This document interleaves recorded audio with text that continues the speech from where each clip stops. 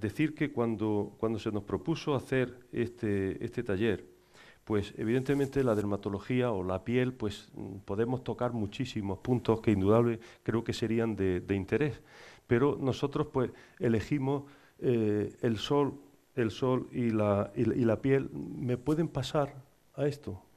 ¿Me pueden pasar la presentación? Elegimos este tema pues por dos motivos. Primero, porque es de una actualidad enorme, en varias situaciones que iremos analizando. Y en segundo lugar, pues porque es la causa fundamentalmente a largo plazo del envejecimiento, es decir, de que se aparente mucho más años de lo que en realidad se tiene, y por otra parte de que aparezca el cáncer de piel, que va a ocasionar pues muchos estragos, tanto estéticos como la posibilidad de terminar con la vida del paciente o simplemente de arruinarla. Entonces, el esquema que nosotros vamos a seguir es este. Primero vamos a coger el sol de donde está y lo vamos a llevar hasta la piel. ¿Por qué? Pues porque a lo largo del camino nos vamos a encontrar con una serie de cosas que pueden modificar los efectos finales de la radiación solar. En segundo lugar, veremos cuáles son los riesgos y los beneficios de exponerse al sol. No todo es malo, pero que quien bien te quiere te hará llorar.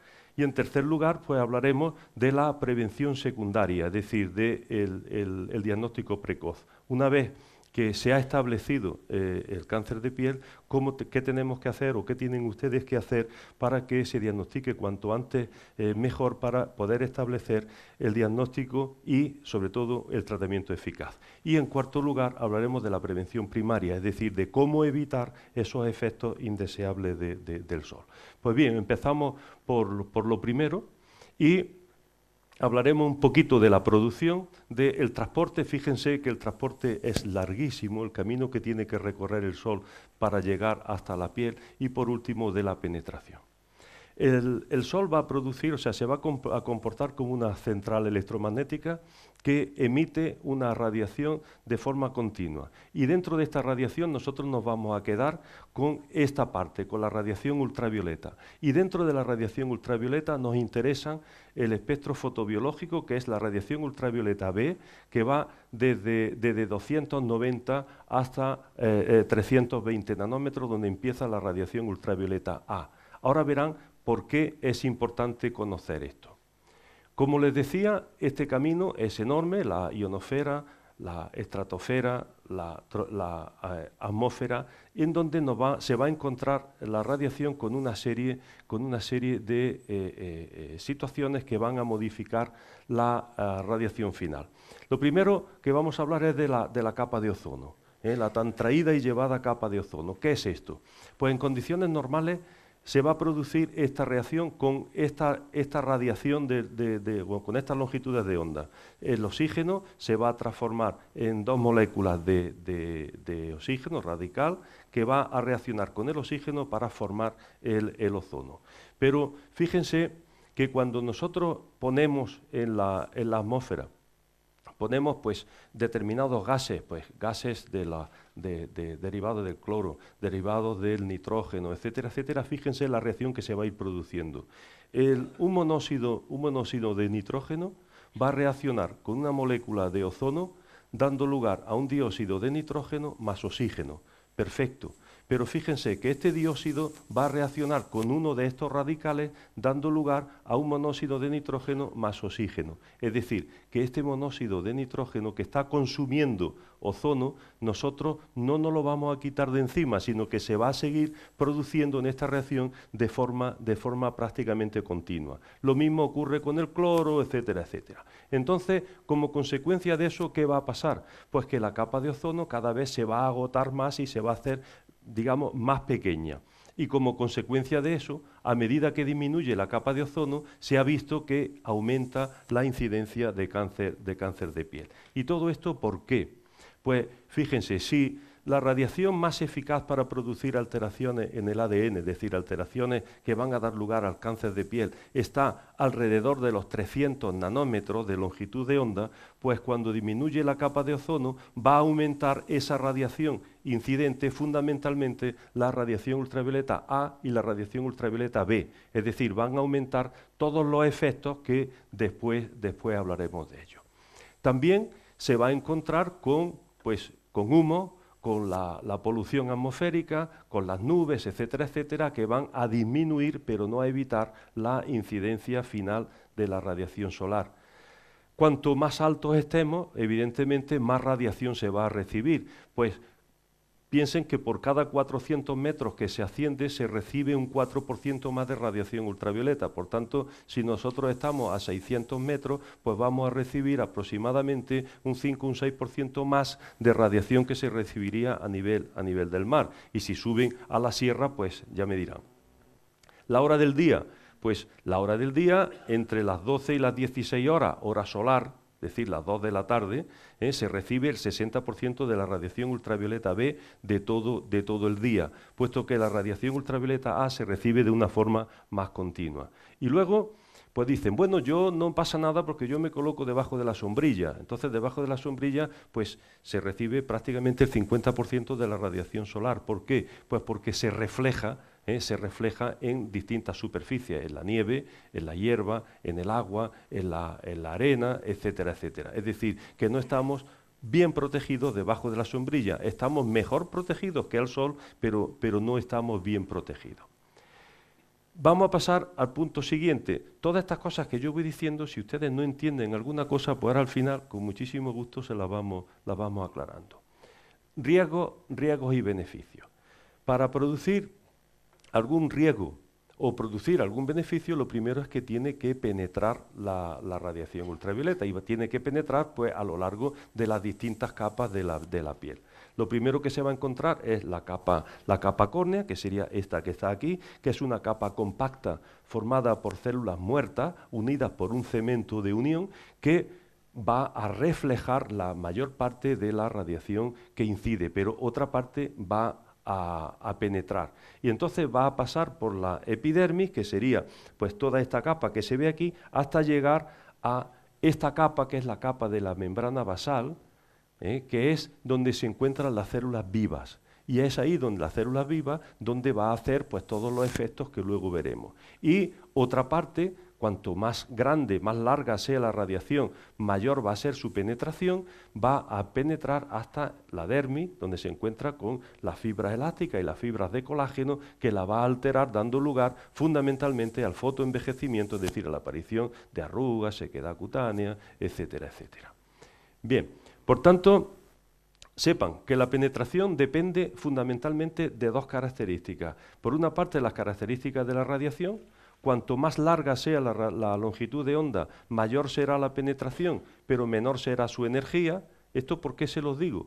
Pues porque normalmente cuando ustedes compran un fotoprotector se habla para la quemadura, para protegerse frente a la quemadura, que son radiación ultravioleta B. Y muchas de ustedes me han dicho en la consulta, me salen muchas manchas y yo me protejo muy bien. No se quema porque se protege frente a la radiación ultravioleta B, que tiene una longitud de onda baja, corta y mucha energía, pero no se protegen frente a la radiación ultravioleta A, que va a ocasionar las manchas y que a la larga pues también puede ocasionar el cáncer. Por tanto, la radiación ultravioleta B tiene aproximadamente 1000 veces más posibilidades de desencadenar alteraciones en el ADN y por tanto en la secuencia de reproducción de la célula. Y por otra parte, las características de la piel, es decir, las características ópticas de cada piel, de cómo se deja atravesar esa piel, fundamentalmente la facilidad para el bronceado. Como veis en esta imagen, este esquema, pues las longitudes de onda van a penetrar, esta sería la grasa, y fíjense pues que la radiación infrarroja, pues cómo llega a penetrar en la grasa, mientras que la radiación ultravioleta pues se queda la que más, la de 400 nanómetros, es decir, al final de la radiación ultravioleta A se queda en la dermis profunda. El concepto de fototipo, si ustedes ven la imagen de arriba, pues dicen, bueno, pues ¿qué niños hay que proteger más? pues evidentemente si tenemos un bote de fotoprotector nada más, pues no lo gastaremos en este, ¿no? Lo gastaremos primero en estos rubios. ¿Por qué? Pues porque son los que van a sufrir todos los efectos mucho más acentuados que los que tengan la piel oscura. Entonces sale este concepto de fototipos, fototipo 1, que tienen, pues como veis, pues los ojos muy azules, el pelo son pelirrojos, nunca se van a broncear, se van a quemar pues siempre el color del pelo rojo, los ojos azules. El fototipo 2 pues se broncea con mucha dificultad, se ponen más rojos que morenos, se quema con bastante frecuencia, el pelo es rubio y los ojos suelen ser verdes, siempre ojos claros, y los fototipos 3 y 4, pues que son más resistentes a la luz. Por tanto, nos quedamos con el color del pelo claro, ojos claros y piel blanca que se quema con facilidad, sería el principal factor de riesgo para producir o padecer todas las cosas que ahora vamos a ver. La tercera pregunta que nos hacíamos son los efectos. Pues, ¿qué efectos van a ir apareciendo? ¿Efectos beneficiosos o efectos perjudiciales? El sol sería amigo en cuanto produce algunos beneficios, sería enemigo en cuanto produce alguna estrategia. Bien, pues vamos a ver primero los efectos beneficiosos y luego el doctor Buendía le hablará de los efectos perjudiciales. Esto lo vemos con muchísima frecuencia, te lo dice la gente. Yo he leído en Internet o yo he visto en un foro, recuerden ustedes que en Internet podemos escribir todo. Pueden escribir todo y cada uno puede decir las tonterías que se le ocurran. Por tanto, no es palabra de Dios, sino que es, pues bueno, pueden ver esto.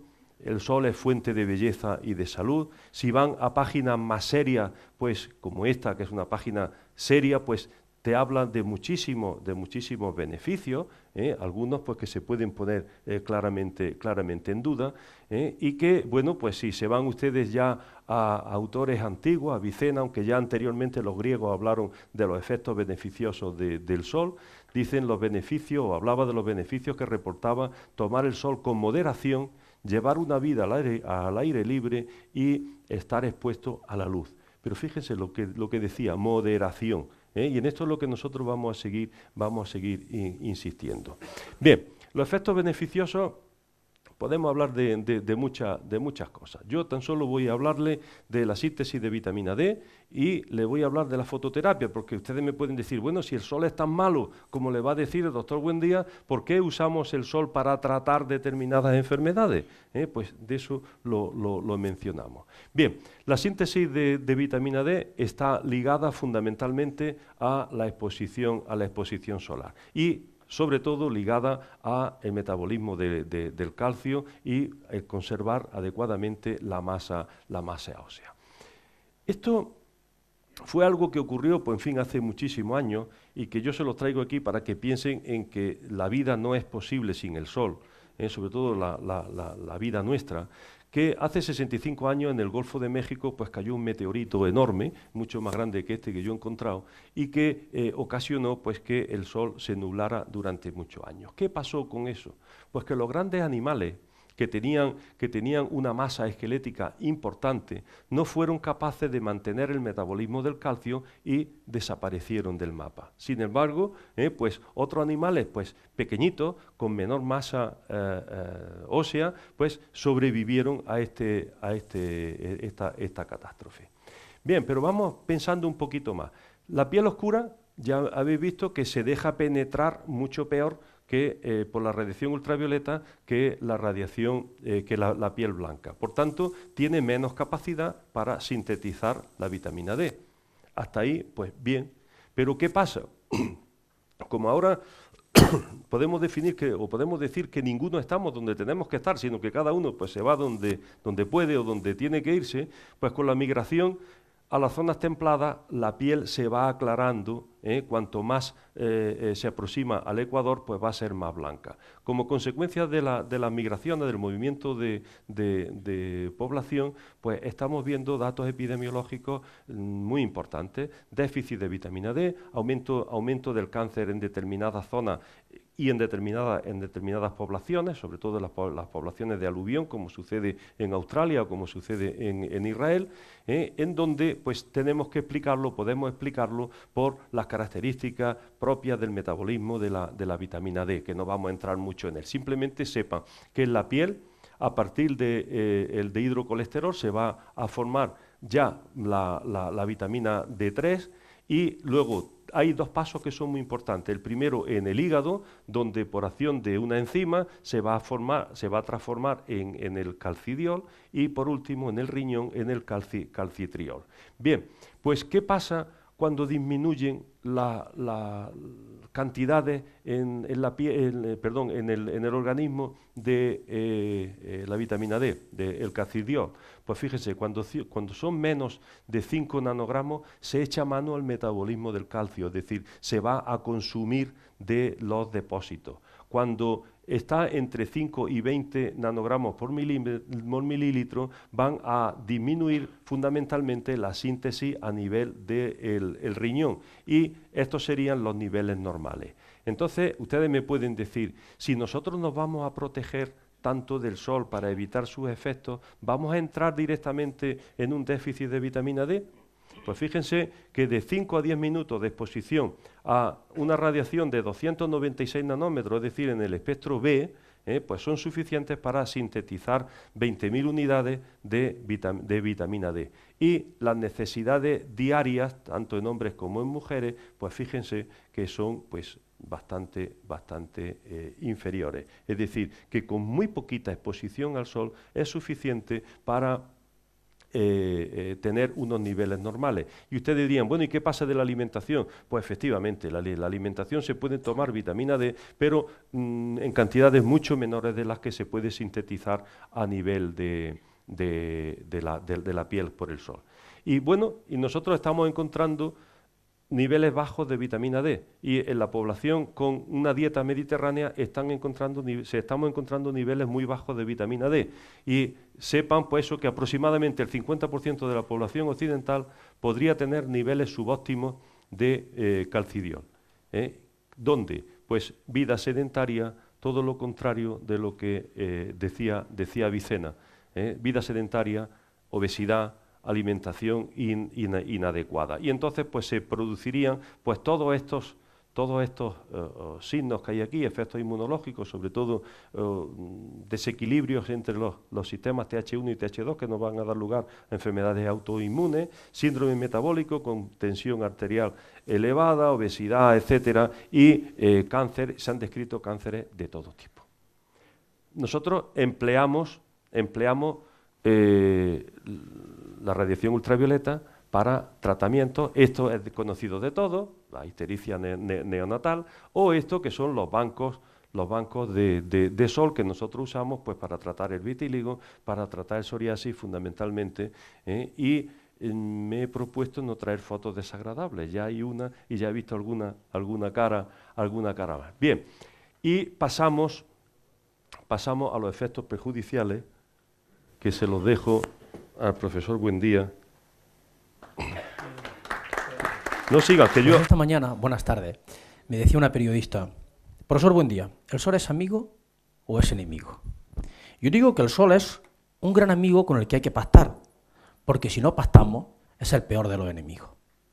Por tanto, como la mayoría de las personas no pactan con el sol o no saben pactar con el sol, yo les voy a exponer a ustedes qué nos puede hacer el sol si no somos amigos de él o si no pactamos con el sol. El sol va a producir una serie de efectos biológicos, o la radiación ultravioleta procedente del sol, en las personas normales y en las personas patológicas. ¿Qué significan personas patológicas? Aquellas que tienen un problema predeterminado. No vamos a hablar de ello, vamos a hablar de todos los que estamos aquí, de personas normales, que no presentan ningún tipo de alteración inmunológica para desarrollar algún tipo de patologías ante el sol. Reacciones normales ante el sol, efectos inmediatos o agudos y efectos crónicos o efectos a largo plazo. ¿Cuáles son los efectos inmediatos? La quemadura solar, todos la conocemos, el bronceado y las alteraciones o los cambios en el sistema inmunológico. La quemadura solar es el efecto más indeseable a corto plazo de la exposición al sol. Se presenta con los signos clásicos de la inflamación, con rubor, calor local, dolor, hinchazón, sensación de tensión, de malestar en la piel.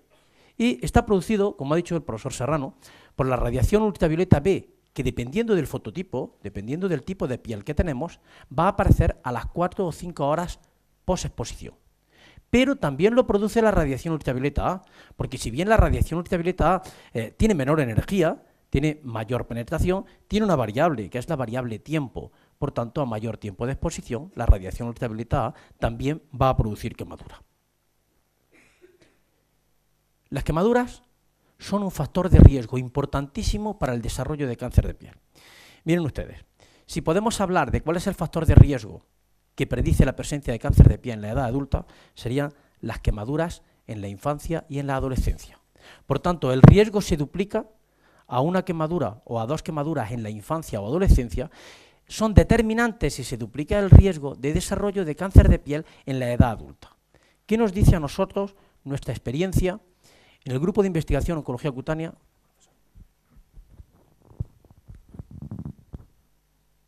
Es que en la facultad no trabajamos así.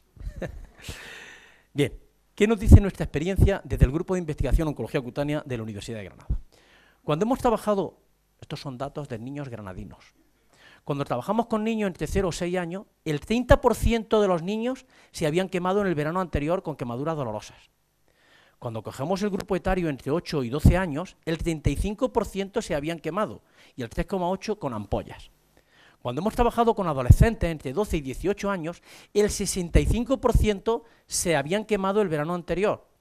Y curiosamente, y ahora hablaremos de esto, el 39% de los adolescentes que se habían quemado confesaban que se habían puesto crema fotoprotectora.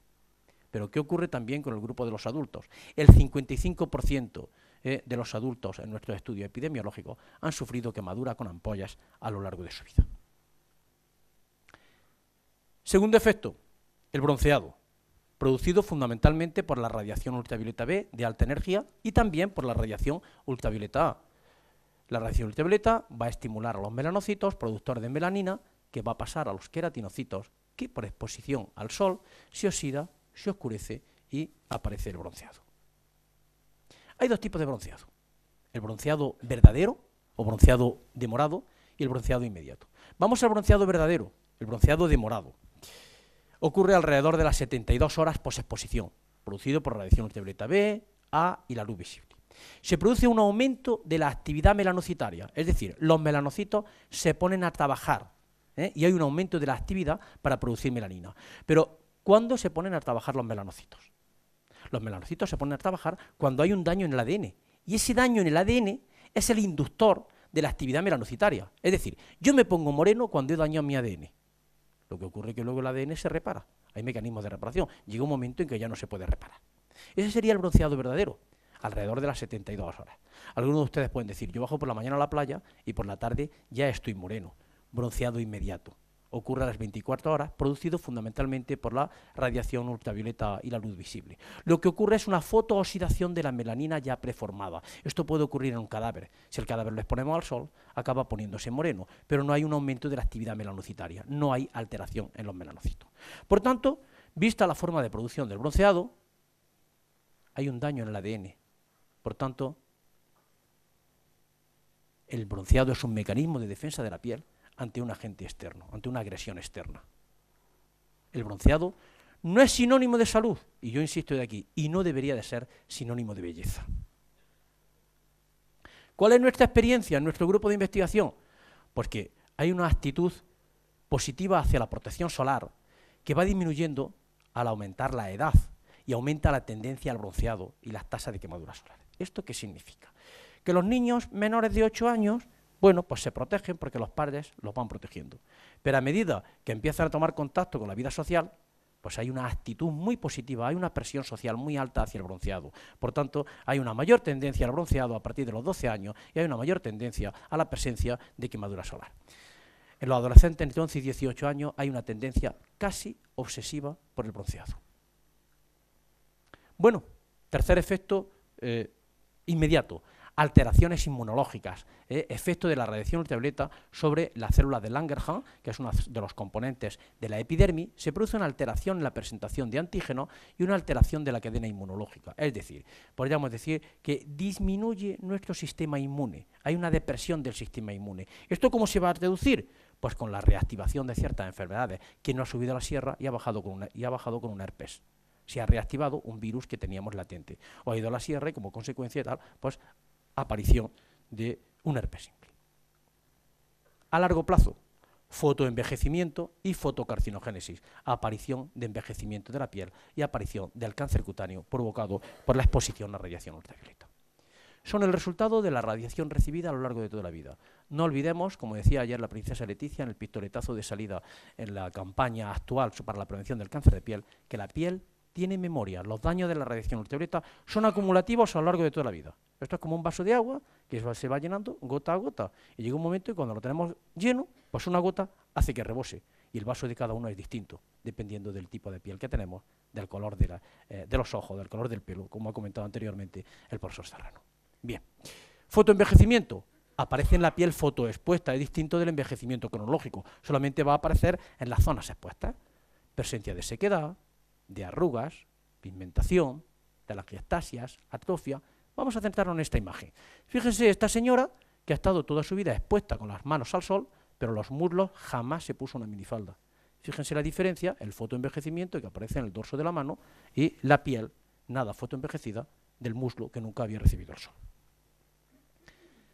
Otro fotoenvejecimiento, una persona, un marinero, siempre expuesto, el cutis romboidalis, como denominamos en dermatología, mucha lasitud, amplias arrugas que llegan justo hasta donde tenía la camiseta. O en este buen señor, que había utilizado siempre, pues una gorra, una piel fotoenvejecida, llena de manchas, lesiones precancerosas, sin embargo, no ocurre en la zona que había tenido cubierta. Pero esto no solo va a ocurrir en las personas que llevan toda su vida viviendo en el campo, marineros, agricultores, sino también en personas que viven en medios urbanos, que tienen una piel muy clara y que abusan de lámparas de radiación ultravioleta de tipo artificial. Véanse esta imagen. Bueno, yo no sé la edad que tendrá Robert Redford, pero desde luego esto es claramente un fotoenvejecimiento, no corresponde a la edad cronológica. Igual lo podemos ver también en alguna de las actrices conocidas. Este trabajo es muy interesante. Esto es una profesora que había trabajado toda su vida con una ventana en este lado de la cara. A lo largo de su vida había estado recibiendo el sol en una parte de su cara, y la otra parte se había pasado 40 años dando clase donde le daba la sombra. Al cabo del tiempo desarrolló un fotoenvejecimiento, con quistes, con medones, con arrugas profundas. Sin embargo, la zona que no había estado expuesta, fíjense ustedes, pues no se ha puesto botox, no se ha injertado nada, pero la protección a donde le había llevado. La fotocarcinogénesis, el efecto menos deseado y el efecto secundario más importante de la exposición a radiación ultravioleta. Hoy está claro que todos los tipos de cáncer de piel, hablará el profesor Serrano, tanto los queratomas, que es el precáncer, como los cánceres propiamente definidos, el carcinoma espinocelular, carcinoma vasocelular y melanoma, son su factor de riesgo más importante es la exposición a radiación ultravioleta. Está claro, todos los estudios ponen de manifiesto, estudios experimentales y estudios epidemiológicos, que el principal factor de riesgo es la exposición a radiación ultravioleta. Cáncer cutáneo no melanoma. Cuando vean ustedes una diapositiva de cáncer cutáneo no melanoma y melanoma, pues hay dos tipos de cáncer. El melanoma tiene un pronóstico peor porque tiene mayor mortalidad y otros tipos de cánceres muy prevalentes que tienen menos mortalidad. Hay una asociación entre cáncer cutáneo y proximidad al Ecuador. ¿Eso qué significa? Que a medida que estamos más cerca del Ecuador hay más incidencia de cáncer.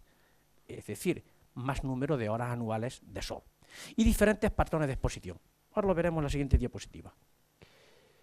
El melanoma, que sería el de mayor trascendencia o el de mayor mortalidad, pues los metaanálisis ponen de manifiesto que hay una incidencia entre el melanoma y exposición solar. Pero a nosotros, al profesor Serrano y a mí, nos gusta mucho este trabajo, que ya es un clásico, el trabajo de Holman. Se lo voy a leer.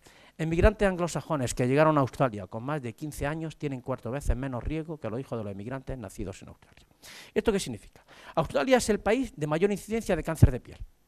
En Australia hay una gran población inmigrante, fundamentalmente población anglosajona, con ojos claros y con pelo claro. Bien, aquellos que llegaron cuando ya habían pasado los 15 años tenían menos incidencia de cáncer de piel que aquellos que habían nacido allí.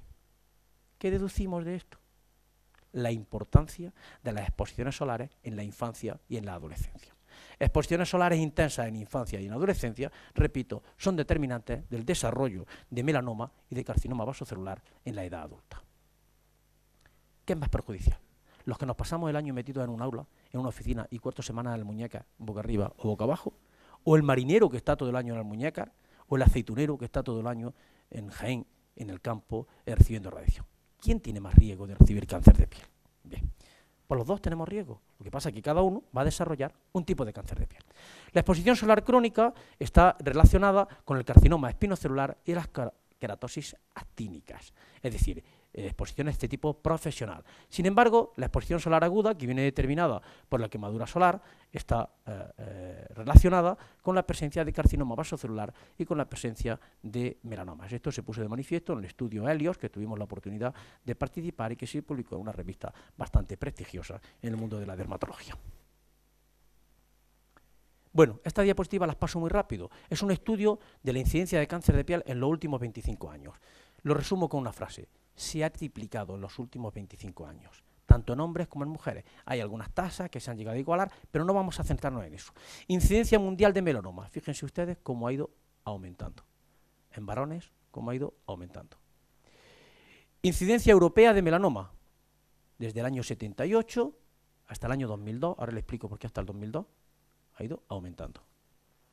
Incidencias españolas.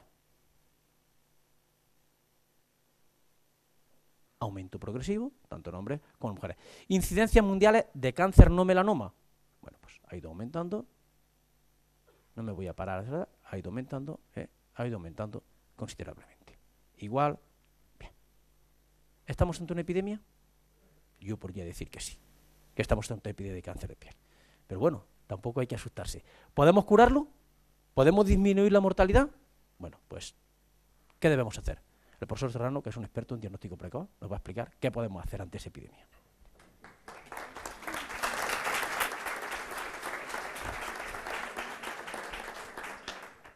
Bueno, pues estamos ante una epidemia, pues según cómo se considere o cómo se defina la epidemia. Desde luego, el cáncer de piel reúne todas las características todos los índices de prioridades sanitarias.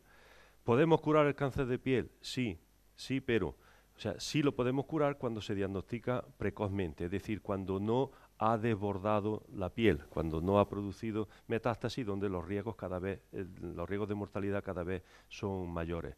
¿Podemos disminuir la mortalidad? No es que la podamos disminuir, es que la podemos evitar. Es que la podemos evitar en más de un 90%. ¿Y qué tenemos que hacer? Pues tenemos que hacer muchas cosas. Tenemos que hacer muchas cosas. Primero, una adecuada preparación de los sanitarios. ¿Por qué? Pues porque se oye mucho por ahí, no, pues yo fui al médico tal, ¿no? Y me dijo, eso no es nada. Es que lo que hoy es muy pequeñito, mañana va a ser un poquito más grande, y pasado pues va a ser más grande y a lo mejor dentro de 6 meses pues va a producir metástasis. Por tanto, el sanitario tiene que estar, y no digo el médico, sino el sanitario en general, tiene que estar perfectamente entrenado para poder sospechar, establecer el diagnóstico de sospecha y mandarlo al especialista para establecer el diagnóstico de seguridad y empezar con el tratamiento. Y en segundo lugar, nosotros todos los sanitarios tenemos que influir en el paciente para que consulte con su médico cuando note alguna cosa. Pero evidentemente todo esto vale dinero, como dicen los gerentes, pues los recursos son limitados y hay que seleccionar a la población de riesgo. Tomen nota de esta página con la que luego trabajaremos y que no sé si estamos conectados a internet, ¿estamos conectados? Pues no estamos conectados. Bien, es igual, luego después lo vamos a ver. Aquí pueden ustedes hacerse un análisis de su piel para conocer el riesgo. My Skin Check. Con esto, myskincheck.es. Después lo vamos a ver. Bien, el cáncer cutáneo tiene unas características que se sospechan o se establece el diagnóstico de sospecha muy fácilmente. Lesiones que aparecen en la piel, que primero son una simple mancha que puede ser roja o que puede estar pigmentada, que con el paso del tiempo, a veces años, se hace queratósica, es decir, aparecen escamas en su superficie y que conforme van pasando los años pues salen más, siempre se localizan en las zonas expuestas y que se van a hacer verrugosas y van a dar lugar ya al desarrollo del cáncer. Estos serían lesiones precancerosas, es decir, que si las dejamos a su evolución y sigue actuando el sol como causa, va a dar lugar al desarrollo de un cáncer. Y estos ya serían el cáncer al que dan lugar. O bien, estas otras lesiones que son como una pequeña pupita que sangra, se cubre de una costra, parece que se ha curado, pero vuelve otra vez a salir y bueno, pues parece que otra vez se me ha curado, esto puede que no sea nada, y al final los antiguos que lo describían, por lo menos los antiguos de los pueblos, lo describían con una definición muy precisa. Decían, eso es una pupa viva. Una pupa viva que poquito a poquito pues se ha ido comiendo pues la nariz, la mejilla, donde estuviera. Es decir, tiene una evolución progresiva, destructora, pero difícilmente produce metástasis. En un 0,03% pueden producir metástasis. Estos serían los carcinomas vasocelulares, los que están en relación con la quemadura solar, mientras que estos otros son los que están en relación con la exposición solar crónica. Cáncer cutáneo, melanoma. El melanoma producen metástasis o las metástasis muchas veces forman parte ya del cuadro clínico.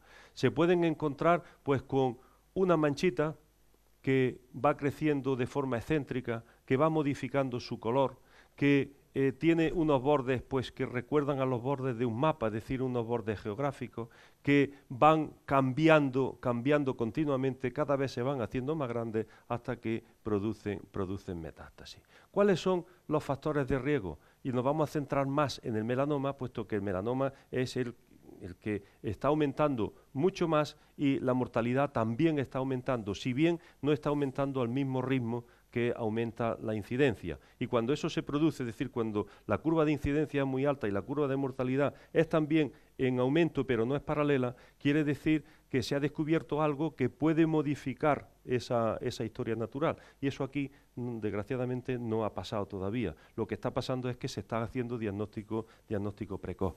¿Cuáles son los factores de riesgo para el melanoma? Fíjense en estas siglas que son relativamente nuevas, que a mí me han gustado mucho, historia de melanoma previo, tanto en la persona como en la familia.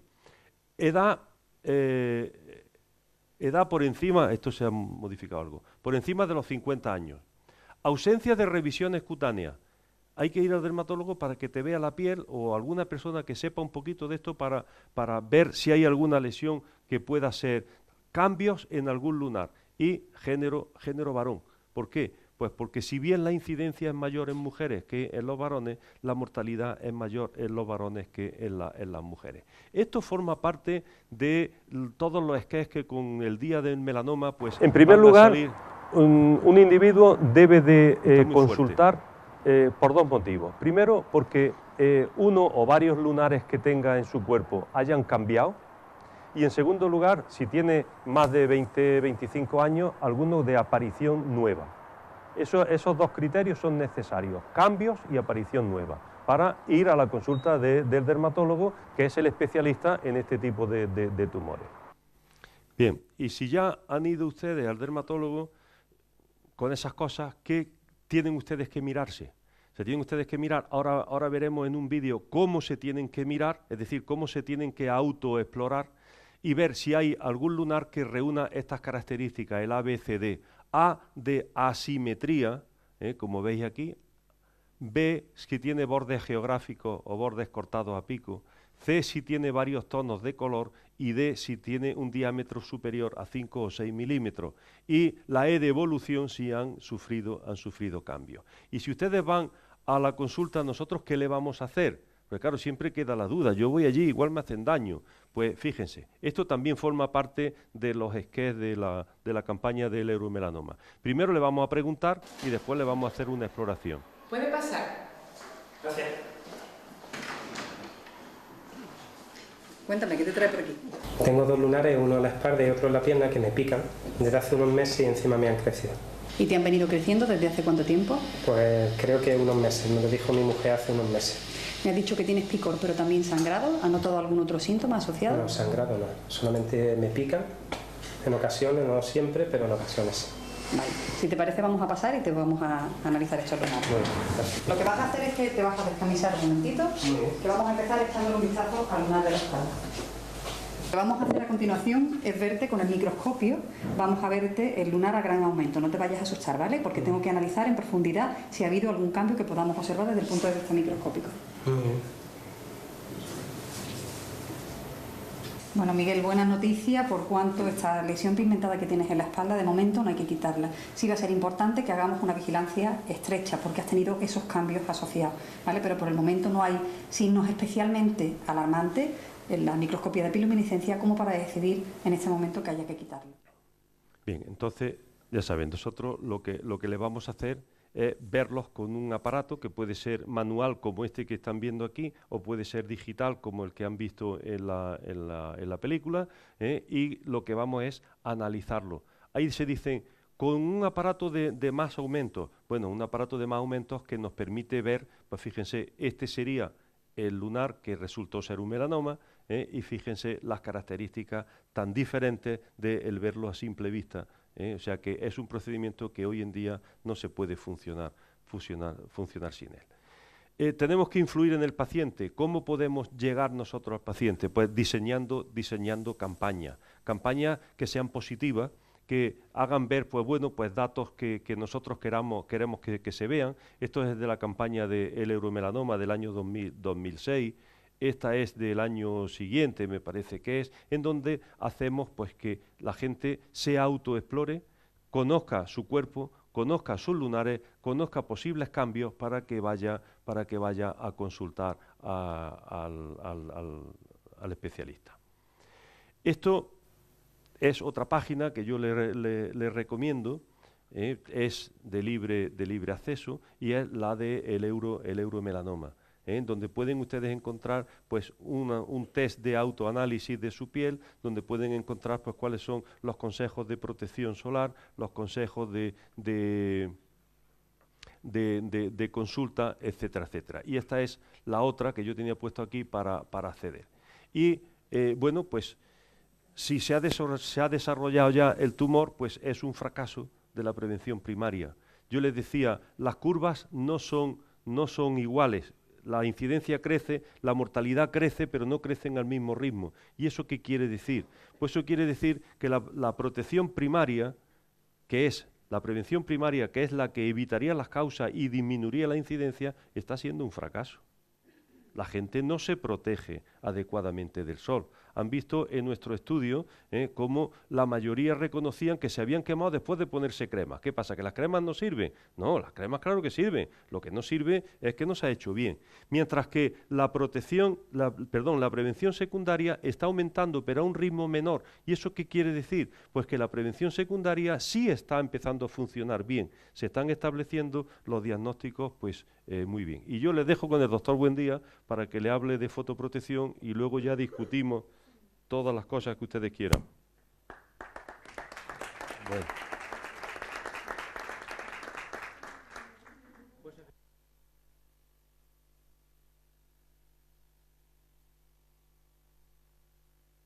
Efectivamente. Ahora sabemos... no sé darle a esto, creo que está. Ya está, ¿no?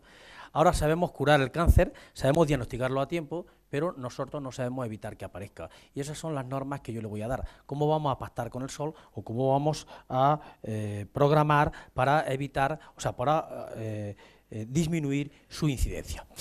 ¿Cómo podemos prevenir los daños cutáneos provocados por la radiación ultravioleta? Mediante la fotoprotección y mediante la fotoeducación.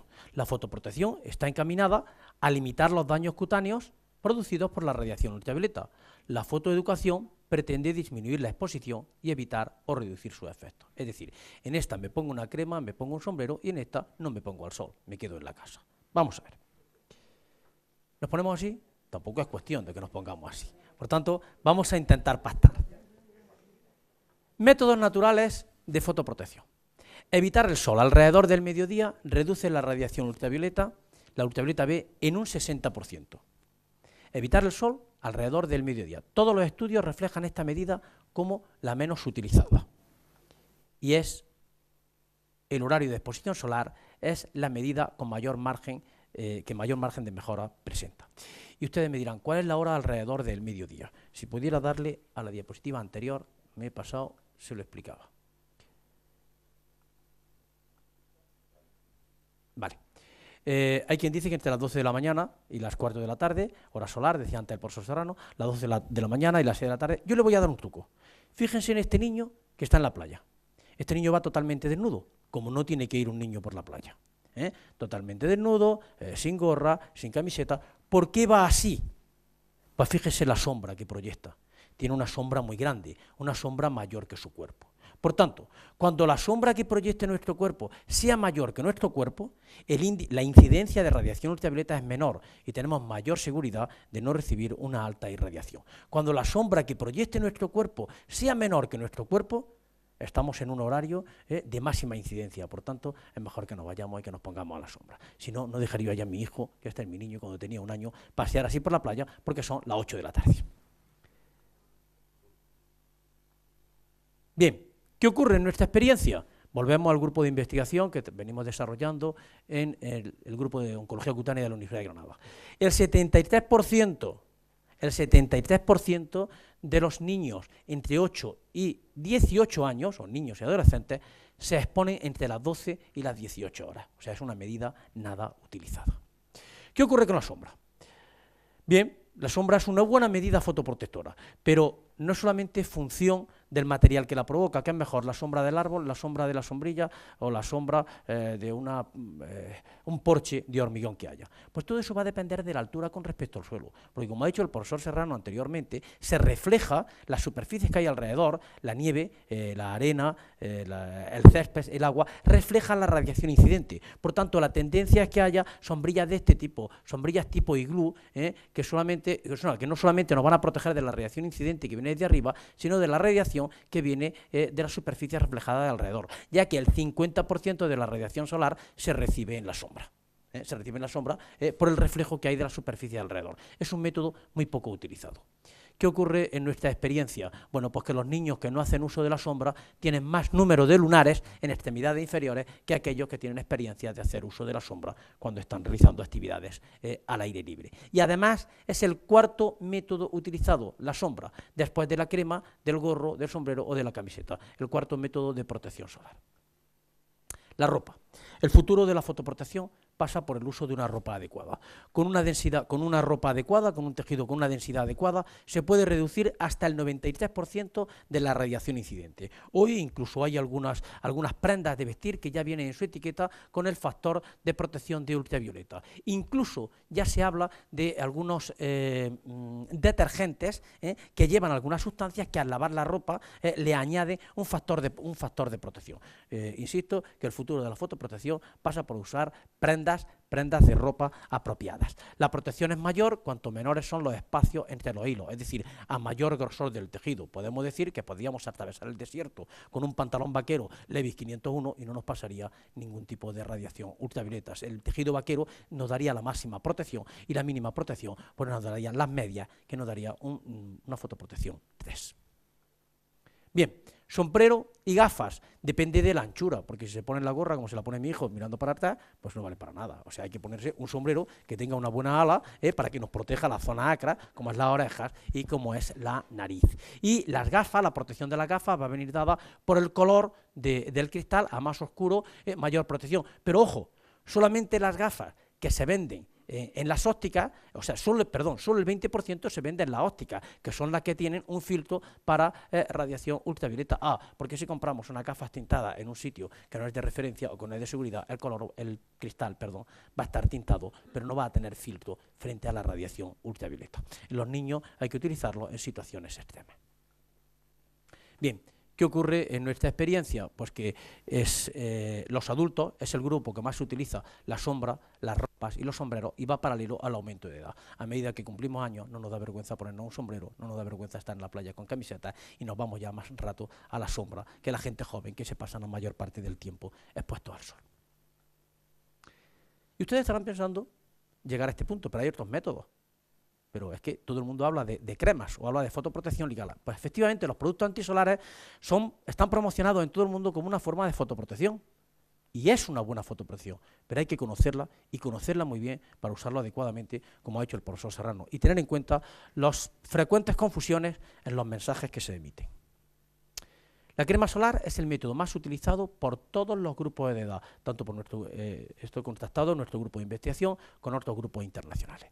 Pero yo les lanzo una prueba. Fíjense esa imagen que hay allí. Eso no es de ninguna revista ni de internet. Eso es de una marquesina de la Avenida de la Constitución, al lado de mi casa, y yo le hice la foto. Fíjense la imagen. ¿Qué observan en la imagen? Que la sombra tiene un sombrero, pero el maniquí no tiene un sombrero. Luego el mensaje subliminal que nos están mandando es que si yo me pongo el fotoprotector es como si me pusiera la sombra o si me pusiera un sombrero. Por lo tanto hay que tener mucho cuidado con la publicidad engañosa frente a la fotoprotección. Bien. Unas breves nociones sobre fotoprotección. Los filtros pueden ser físicos o químicos. Los químicos van a absorber parte del espectro solar. Por tanto, dependiendo del tipo de filtro, pues me va a prevenir frente a la radiación ultravioleta B y me evita la quemadura, como hemos comentado anteriormente, pero me permite el paso de la radiación ultravioleta A, que a la larga va a producir cáncer cutáneo y fotoenvejecimiento.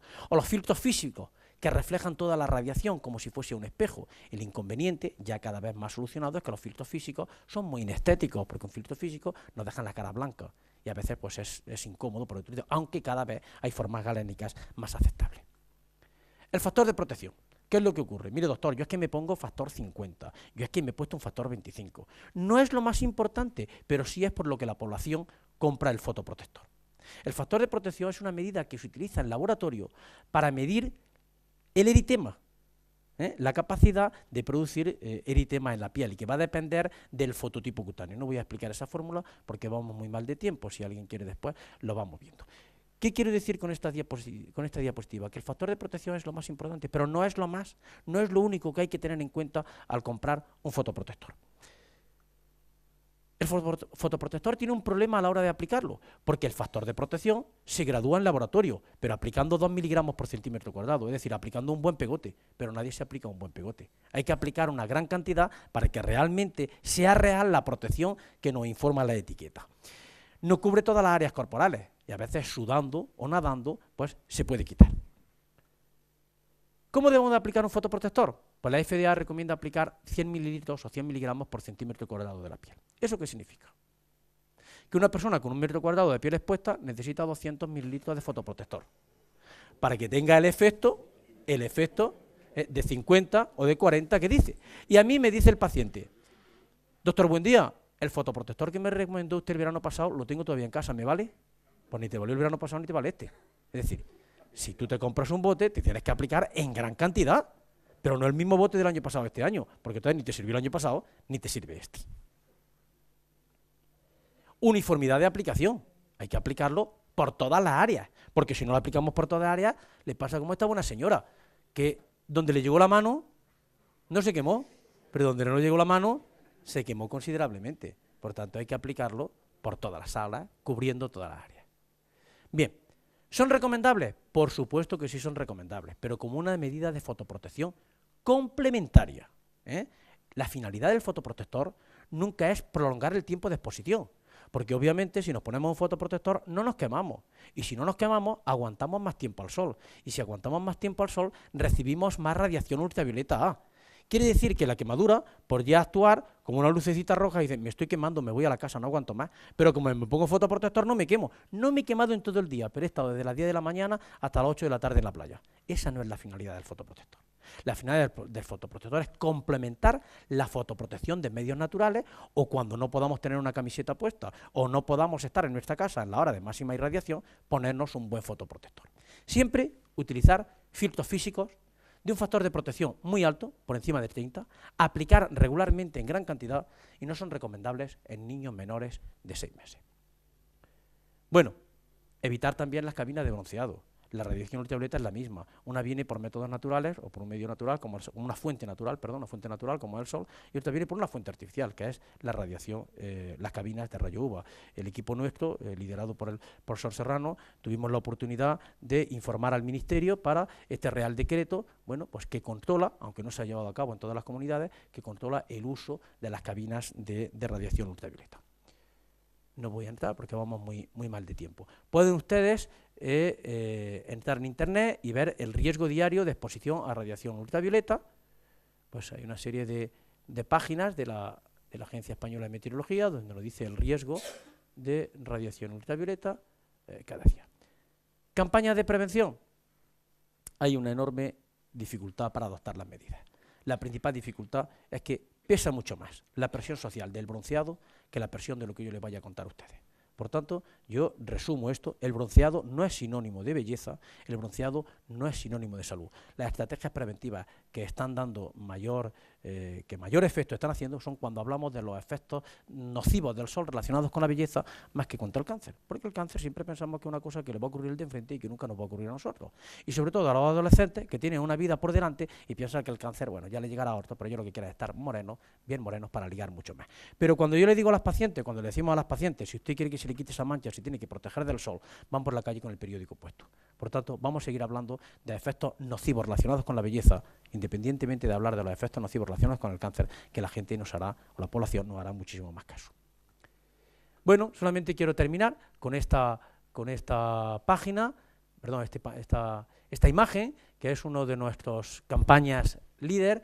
Realizamos una campaña en todos los escolares. El estudio piloto fue en Andalucía, luego se realizó a nivel nacional, desde la Academia Española de Dermatología y patrocinado por el laboratorio La Roche-Posay, donde se hizo una página web que se incluyó en todos los centros de enseñanza secundaria, centros TI, centros con la tecnología para la información y la comunicación, donde los alumnos empezaban a aprender hábitos saludables ante el sol. Ha sido una página que ha tenido mucho éxito y que, siguiendo esta página, una de las actividades que se está realizando actualmente, bueno, cuando empezó esta página no estaba tan popularizado el 20 y las redes sociales, sin embargo ahora por el 20 pues aparece una página. El otro día llegó mi hijo diciendo: mi papá, la que se ha montado en clase, nadie se quiere poner el sol, han mandado por el 20 abarca un sector de población muy grande, han mandado por el 20 un evento donde salen unas chicas jóvenes llorando que tienen un cáncer de piel y que tienen un problema bastante grande. Estamos todos totalmente impresionados. El profesor Serrano decía que no quería poner páginas o imágenes desagradables. Es cierto,